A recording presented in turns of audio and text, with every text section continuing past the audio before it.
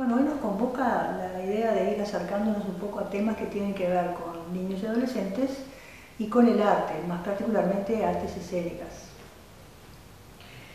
Y la idea me parece que es que esto sea un intercambio, es decir, ir como desglosando algunos hilos, tirando algunas ocurrencias, algunas reflexiones que puedan resultar como disparadores para que haya otros aportes en el sentido de otras reflexiones, otras ocurrencias, cuestionamientos, lo que fuera.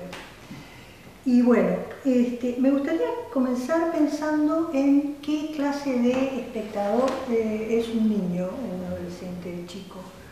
¿Qué tipo de espectador exactamente? ¿Con qué nos encontramos? Nos encontramos con individuos cuya razón de ser prácticamente es aprender el mundo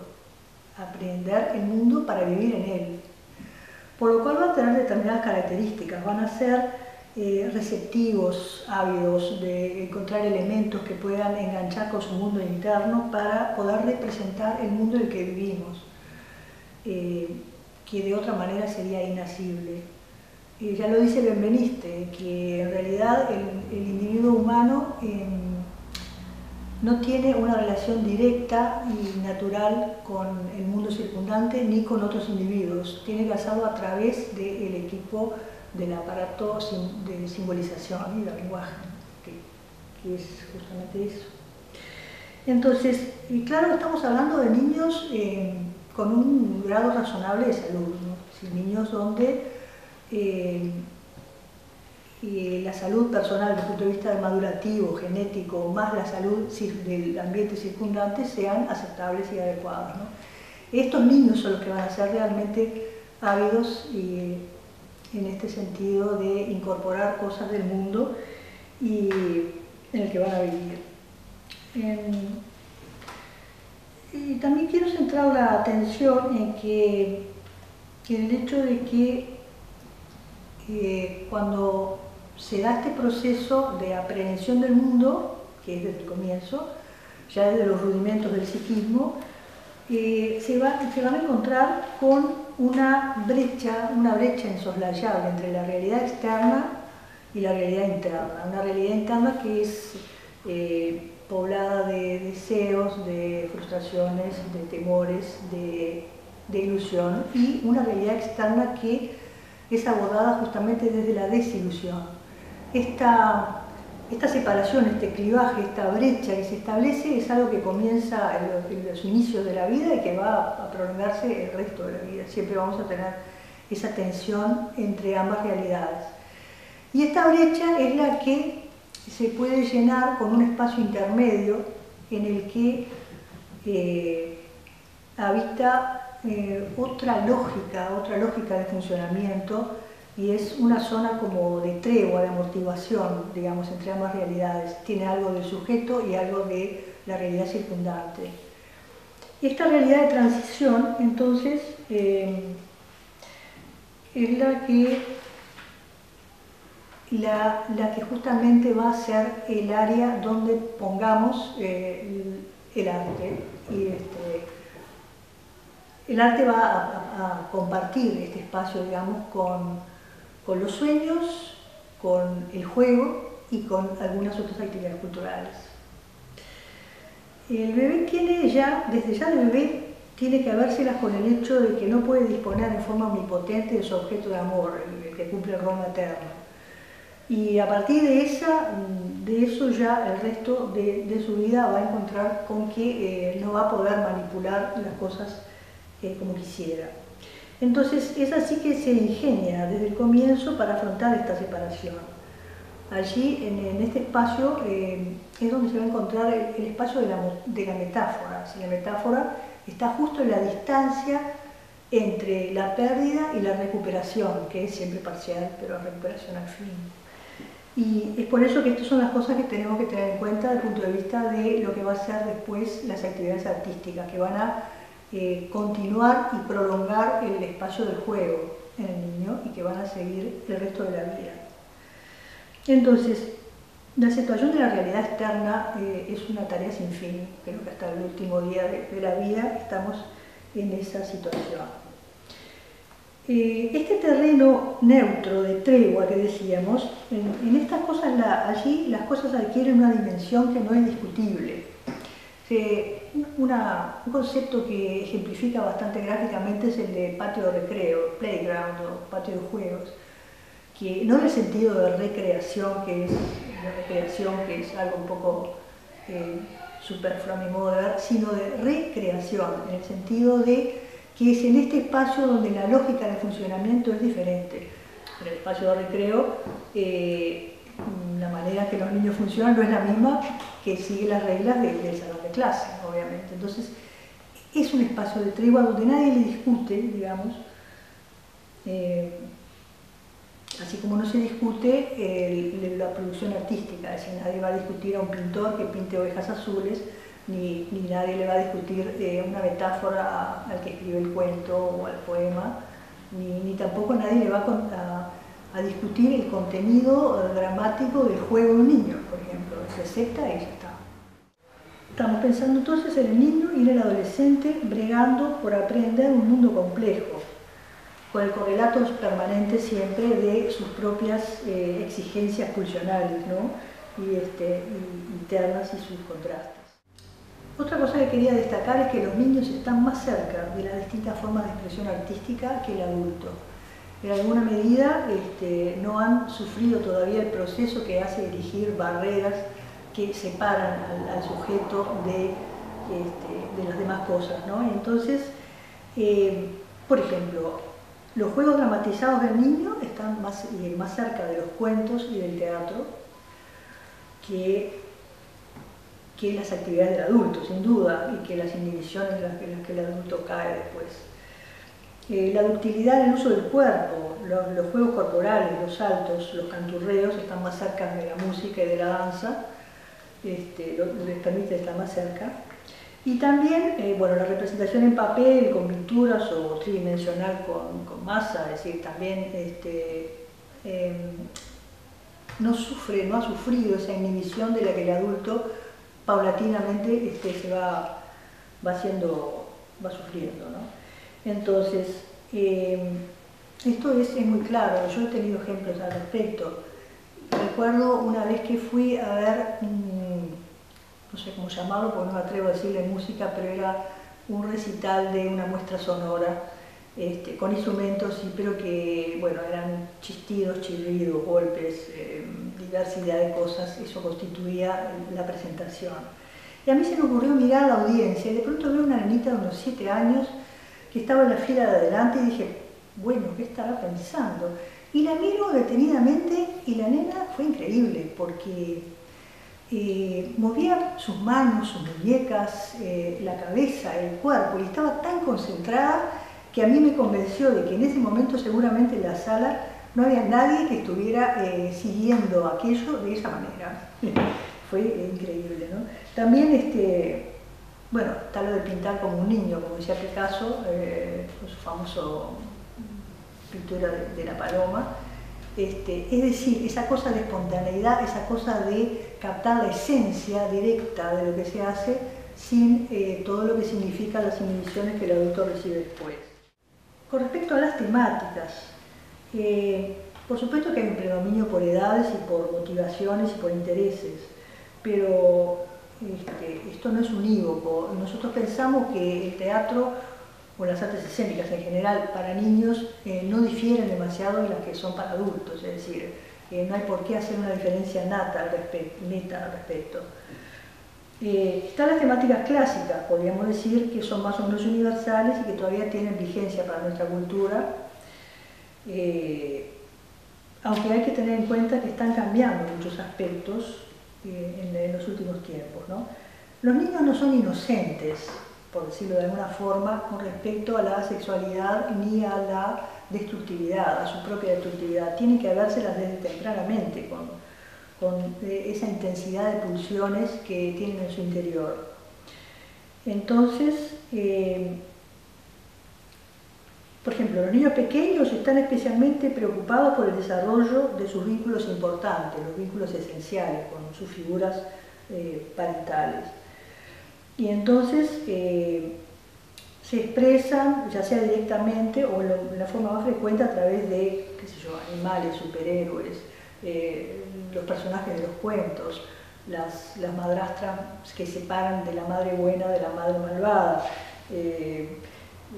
las dificultades en las rivalidades fraternas cuando, bueno, casi siempre el hermano más chiquito es, en los cuentos, es el más inteligente o es el más honesto o es el que lo va mejor, tratando de compensar los sentimientos de indefensión que tiene el niño chico en relación con los adultos y con sus hermanos mayores, ¿no? Entonces, toda la carga de amor, odio y de rivalidad también se pueden expresar aquí. Más adelante hablamos ya del niño escolar, que gradualmente va abriendo un abanico de intereses hacia afuera y le empieza a importar su lugar en el mundo y sus vínculos ampliados, el intercambio con pares y también se constituyen en figuras importantes los docentes a esa altura. Y va también construyendo su autoestima en base a logros y a cómo es considerado por los demás. Más adelante ya vamos a tener las preocupaciones un poco más abstractas, el concepto de muerte como destino inexorable, muertes cercanas, la muerte propia, que es todavía más difícil, más inaccesible. Y todas estas temáticas pueden entrar, como decíamos, en los productos artísticos que están dirigidos a niños y adolescentes. Luego el adolescente temprano es casi el adolescente chico es casi un terreno aparte, porque sufre transitoriamente un proceso de introversión, está acuciado por su nueva realidad de cambios y de urgencias pulsionales, se vuelven introspectivos, indolentes en apariencia, aunque tienen tremendo gasto de energía para poder destinar a resolver estas nuevas variables, ¿no? Entonces, los adolescentes chicos en general, casi como denominador común, se podría decir que no les gusta que hablen de ellos como adolescentes, que les digan qué les pasa o qué se supone que les pase, todo ese tipo de cosas. Ellos prefieren, yo creo que preferirían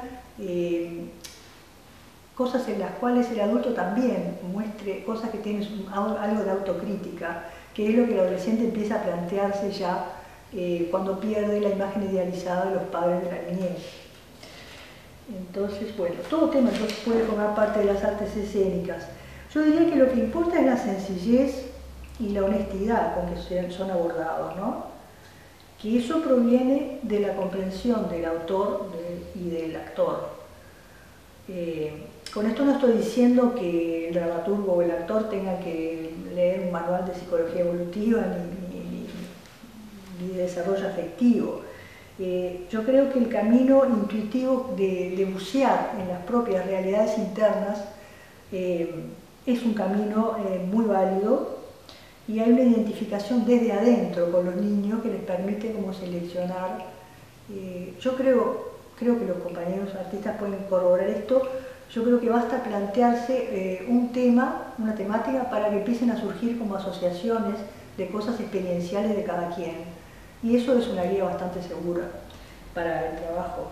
Y además, siempre va a haber una acción de ida y vuelta. Si hay una escucha alerta del lector con la respuesta de los niños, eso también va, de alguna manera, marcando caminos, ¿no? Ahora, ¿qué cosas se deberían evitar en lo posible? Yo pienso que la invasión con temas que preocupen más a los adultos que a los niños, es decir, eso hay que tener como cierto cuidado. La moralina también, porque ya el deber ser de las cosas, ya de eso tienen bastante los niños, ¿no? Y eso a veces incluye sentimientos exagerados de culpa que no es necesario acentuar más. El niño ya tiene bastante de esto, ¿no? Y el exceso de culpa resulta paralizante en alguna medida. Entonces se puede ser descriptivo sin demasiado juicio de valor, con mayor énfasis en los aspectos reparatorios, dando como salidas de reparación a estas pulsiones destructivas. El niño desde muy temprano ha tenido que hacerse cargo de su propia destructividad, su amor inicial de apoderamiento, su destrucción fantaseada del objeto de amor. todo esto, ya la destructividad del mundo que nos circunda, baste pensar en qué pasa en la Franja de Gaza, lo va a acuciar en determinados, en muchos momentos de la vida, como para que, y ya verá de qué manera puede adoptar posturas reparatorias, pero sí importa que en el espectáculo para los niños haya como, de alguna manera, salidas no unívocas, no el único camino posible, pero salidas abiertas a la conflictiva que se despliega, ¿verdad? Esto se podría convertir en adoctrinamiento en la medida que haya demasiada rigidez en la unimosidad de caminos de solución. Bueno, otra de las cosas que en parte se puede tratar de evitar es el demasiado esquematismo, no acentuar demasiado lo blanco blanco y lo negro negro, si bien a veces es necesario que haya una cierta claridad en la definición de los personajes, ¿no? Tampoco complejizarlo demasiado, pero de alguna manera la coexistencia del amor-odio da lugar a la ambivalencia que el propio niño tiene, es decir, como que los personajes pueden no ser totalmente unívocos. Otro aspecto sería desmitificar la alegría como único componente de la felicidad, con sus expresiones para arriba o para afuera. Me parece que la idea es dar lugar a la reflexión, al silencio, al ánimo triste, que a veces se evita en los espectáculos para niños de forma particular. Y van como envueltos en colores, movimientos, música fuerte y demás. ¿Qué pasa con el encanto que ha tenido siempre una cajita de música, que es absolutamente delicada, si no se necesita realmente ese despliegue de colores y de música? Y en realidad, yo creo que también deberíamos evitar todo esto en los espectáculos para adultos también, ¿no? Porque al final no les pasa solo a los niños. Estos serían solamente algunas cosas a tener en cuenta, como para reflexionar y como para que aparezcan otros elementos que puedan resultar interesantes. Habíamos mencionado también algunas modificaciones a los temas de los cuentos acorde a los cambios de las últimas décadas y de los últimos años. Si han cambiado muchas realidades con respecto a las constituciones de la familia, por ejemplo, es más frecuente las familias monoparentales, las familias con padres del mismo sexo, las familias desintegradas, los niños que se crían en lugares sustitutos, a veces colectivos. Sí, son todas realidades que complejizan el esquema que era bastante más clásico, ¿no? Seguramente en todas estas situaciones los roles a los que uno alude normalmente se cumplen de alguna manera, es decir, el rol protector, proveedor, objeto de deseo, que es el rol materno, alguien lo cumple, y el rol regulador, el que introduce el tercero en la díada madre-hijo, el que introduce lo que representaría la sociedad, la cultura, los límites y las normas, que es el rol paterno, de alguna manera también se cumple, o se intenta que se cumplan en estas familias que no siguen el esquema clásico. Y también hay otros múltiples fenómenos que hay que tener en cuenta en estos cambios sociales, ¿no? Algo que se ha perdido es el espacio en el que el niño periféricamente formaba parte de un mundo relacional rico, el que constituido por los adultos, y donde se sentía poder ser, poder estar, poder jugar, rodeado de los adultos en instancias colectivas, que estaban más favorecidas que ahora, las reuniones familiares, las comidas de los domingos, las reuniones con vecinos, donde podía ubicar su mundo personal, rico en fantasías, dentro de un marco polimorfo y seguro, y donde podía absorber cuentos, relatos, retazos de anécdotas y cosas que de la vida adulta que de alguna manera podían transmitirse de esta forma, ¿no? Hay una escena preciosa de una película de Bergman, Fanny Alexander, en donde los niños juegan debajo de la mesa mientras está la festividad de los adultos, y es como absolutamente muy gráfico este tipo de cosas que que es de enorme valor el desarrollo afectivo del niño. Ahora, bueno, tenemos el PC con su polimorfa información, hay una hiperinformación, una hipercomunicación y una soledad frente a las pantallas.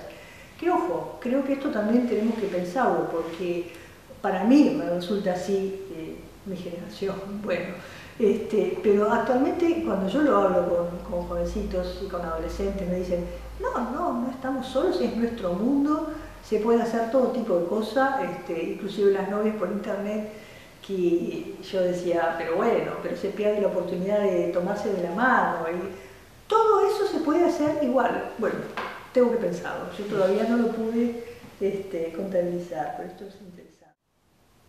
Sí, en algunos momentos he escuchado por parte de gente vinculada a la cultura que decía algo así como que con estas cosas preparamos espectadores para el futuro. Yo pienso que lo que estamos haciendo es espectadores para hoy. Hoy necesitamos estos espectadores y estos espectadores necesitan de las artes escénicas. No es para adelante, sino ya. Porque estamos contribuyendo al desarrollo del acervo de recursos en ellos que va a durar toda la vida, que los va a acompañar toda la vida, ¿no? Como seres humanos completos. Entonces yo creo que las políticas culturales deberían manejarse en dos niveles.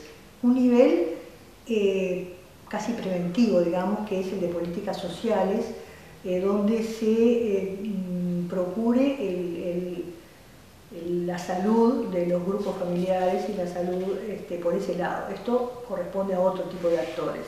Y luego lo que es el quehacer más directamente de los actores en las artes escénicas y en las artes en general, que es la de los contenidos y la de las propuestas estas que logren escapar de esa cosa masificada y adocenada que a veces tienen que recibir los niños a través de los medios y que bueno, entonces en esta sociedad que es manipulada, donde la superficialidad, el consumo y el mal gusto, porque se ha perdido el goce estético y se ha perdido los valores éticos, entonces me parece que el aportar a la sensibilización de esta área intermedia y al ensanchamiento de esto es de lejos la mejor apuesta que se puede hacer para lograr individuos completos con un sentimiento de que la vida vale la pena ser vivida. Bueno, con respecto a la educación y el arte, yo acá es poco lo que puedo aportar, pero sí me gustaría destacar algunos aspectos. Desde la perspectiva que manejamos, que tiene que ver con toda una conceptualización del arte y de la naturaleza humana, arte y educación son diferentes en esencia.